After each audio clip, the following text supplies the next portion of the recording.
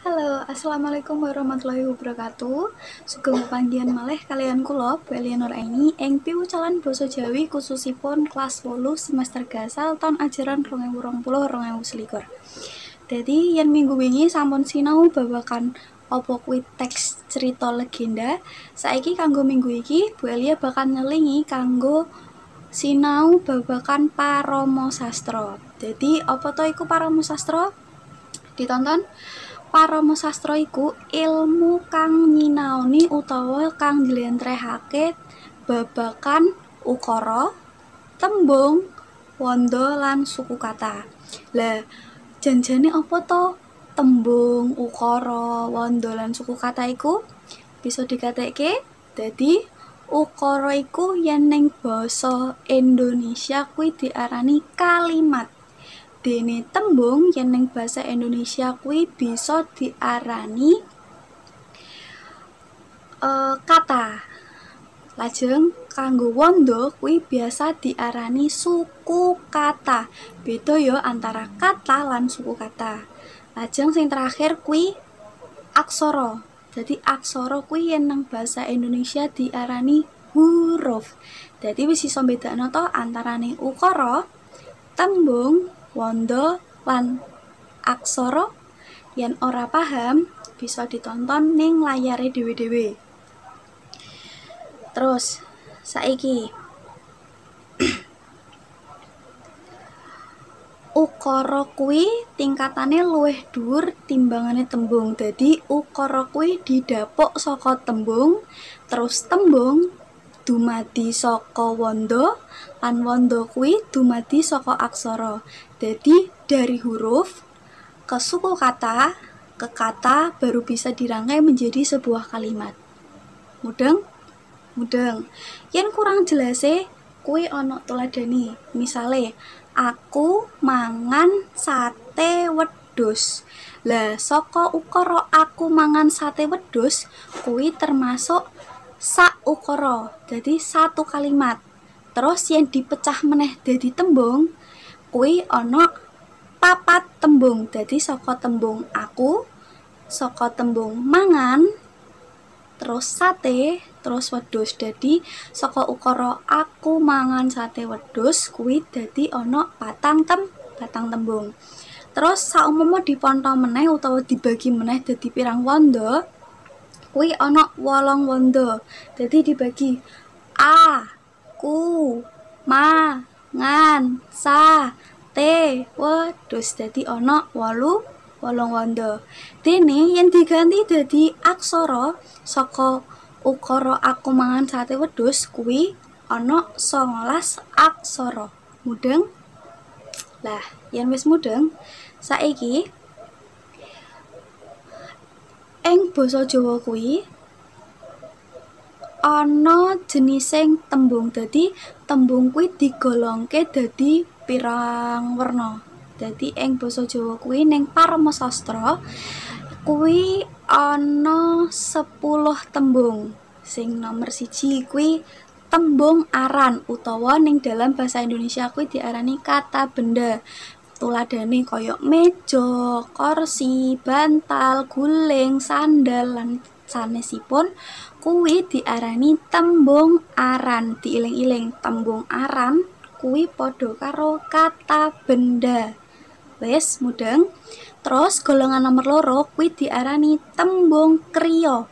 Tembung kriya tegese kuwi kata kerja. Misale kaya nyapu, umbah-umbah, pel, nulis, maca kuwi diarani tembung kriya utawa kata kerja. Wis mudeng to saka nomor 1 nganti nomor 2. Saiki nomor 3 yaiku tembung sesulih utawa kata ganti. Kata ganti misale aku, kowe, kula, sampean, panjenengan, bapak, ibu, bude, pakde kuwi diarani tembung sesulih. Ajeng nomor sekawan kuwi tembung wilangan. Dadi kata pengganti bilangan. Misale kaya 1, 2, 3, 4, 5, 6, 7, 8, sekilo, seprapat, kartengan tengah kuwi ku diarani tembung wilangan. Dadi sing kanggo njlentrehke utawa kata ganti angka dalam bahasa Indonesia. Terus nomor 5 kuwi diarani tembung kaanan utawa tembung kaanan sing tegese kata sifat. Misale bagus, sae, ala, ora becik, ayu, kuwi ku termasuk kata sifat. Wis paham saka 5 tembung iki? Yen wis paham, saiki tak tambahi meneh dadi 5 tembung. Saiki sing nomor 6 arane tembung katrangan. Mbuh kuwi katrangan wektu, mbuh kuwi katrangan tempat, mbuh kuwi katrangan sakliyane, pokoke sing diarani tembung katrangan. Misale ning kono, ning kene, ngisor, dhuwur, samping, kiwa, tengen, kuwi sing diarani tembung katrangan. Tapi iku saka tembung katrangan tempat utawa papan, nggih. Nek ana katrangan wektu, sore, awan, isu, sesuk, sakmenika, benjang, apa piye, iku sing diarani katrangan wektu. Jadi digatekke katrangane kuwi katrangan apa. Lajeng nomor 7 kuwi tembung pangguwuh utawa kata seru. Misale wah, aduh, lho, kuwi sing diarani tembung pangguwuh utawa kata seru. Mudeng. Saiki nomor 8 yaiku tembung sandangan utawa sebagai kata sandang. Misale Gusti Allah, Kiai, Pangeran, Gusti ndek mau wis. Terus ana meneh Sang Hyang, iku biasane kanggo padha wae kaya Gusti. Wis mudeng kata sandang. Lajeng nomor 9 kuwi tembung penyambung utawa tembung panyambung sebagai kata sambung yen ning bahasa Indonesia. Kuwi tuladhane lan, sarta, uga, terus dene lan sak piturute. Wis, yen wis paham, saiki sing pungkasan yaiku golongan tembung sing ke-10. Yaiku tembung pengarep utawa kata depan. Misale kaya di, mung, saka, sing kuwi termasuke kata depan. Dadi bisa diiling-iling golongane tembung kuwi ana 10. Sing kepisan kuwi tembung aran, sing keloro tembung kriya, sing ketelu tembung sesulih, sing kepapat tembung wilangan, sing kelima tembung kaanan, sing keenem tembung katrangan, sing kepitu tembung pangguwuh utawa kata seru, terus sing ke-8 kuwi tembung sandangan, sing nomor 9 tembung panyambung, lan sing pungkasan dhewe nomor 10 yaiku tembung pengarep. Wis mudeng. Dadi yen wis mudeng, saiki bisa ning slide selanjutnya. Yen mau kan golonganing tembung, saiki jenise tembung. Dadi jenis tembung kuwi mung ana 2. Yen golongan utawa yen golongan tembunge kuwi ana 10, yen jenise kuwi mung ana 2, yaiku tembung lingga lan tembung andahan. Dadi tembung lingga yaiku kata dasar yen ning bahasa Indonesia. Dadi tembung lingga iku kata dasar. Misale tuladhane tembung nyapu, saka linggane kuwi sapu. Dadi nyapu kuwi diarani tembung andahan mergo wis oleh panambang wis oleh ater-ater terus ditambahi sapu. Dadi tembung lingga kuwi tembung sing durung owah saka asale. Dadi wis pokoke baku asale ngono ya ditulis ngono. Terus yen tembung andahan kuwi tembung sing wis owah saka asale mergo wis oleh ater-ater utawa sisipan utawa panambang. Wis mudeng rong tembung mau. Dadi tak wenehi contoh meneh. Tembung lingga, misale iki. Nek tembung linggane latar, kuwi nek tembung andahane ku iso wae latare mergo oleh panambang terus nek tembung linggone tuku, lha iki tembung amdahane tinuku, iku berarti oleh sisipan in. Wes mudeng. Lah iki wis ana tuladhane, digatekke ana 5 tuladha tembung lingga lan 5 tuladha tembung andahan. Sampun. Lah ndek mau kan wis sinau ater tembung andahan yaiku tembung sing wis owah saka asale merga wis oleh ater-ater sisipan utawa seselan lan panambang. Lah saiki apa to ater-ater iku? Dadi ater-ater kuwi kaperang dadi telu. Sing pertama kuwi ater-ater anuswara. Sing kepindho kuwi ater-ater tripurusa. Sing ketelu kuwi ater-ater umum. Dadi ater-ater anuswara kuwi sing kaya mangu-mangu, misale dadi NY, NG, M karo N. Dadi mudeng misale nek tuladhane sing NY, kuwi kaya nyapu, terus kuwi ngepel utawa ngumbahi, terus M kuwi mangan, terus N kuwi nulis. Wes mudeng. Dadi ater-ater anuswara kuwi ater-ater nyo, M lan N. Wes. Saiki ater-ater nomor loro yaiku ater-ater tripurusa. Ater-ater tripurusa iku misale dak, kok, di. Wes ngerti? Lah tuladhane dak pangan, kok pangan, dipangan. Dak pangan ku berarti dak plus pangan. Kok pangan berarti kok plus pangan. Dipangan berarti di plus pangan. Wes mudeng. Lajeng kaya ater-ater umum sing nomor 3. Kuwi kaya a, ma, tambah a, mangan, ma, lumpat, tambahi lumpat dadi ma lumpat. Lah kuwi wis ana pembahasannya cetha ning layar, ana a, ma, ka, ke, sa, pa, pi, pra, kami, kapi, lantar. Kuwi sing bab ater-ater. Dadi ater-ater kuwi ana 3 ya.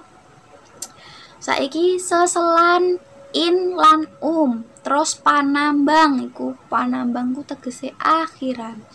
Dadi seselan kuwi wujude mung ana 2. Gampang to, seselan kuwi wujude mung ana 2. In karo Wes, misale seselan in saka tembung tulis dadi tinulis. Nek jenenge seselan iku berarti dikok ning tengah-tengah. Wes, terus iku saka tembung tindak dadi tumindak. Dadi seselan iku ternyata ana 4. In, L karo R. Misale sing L kuwi saka tembung tudung dadi tludung. Terus saka nek sing tuladhane sisipan R kuwi cuwil dadi truwil. Wes mudeng. Saiki kanggo panambang.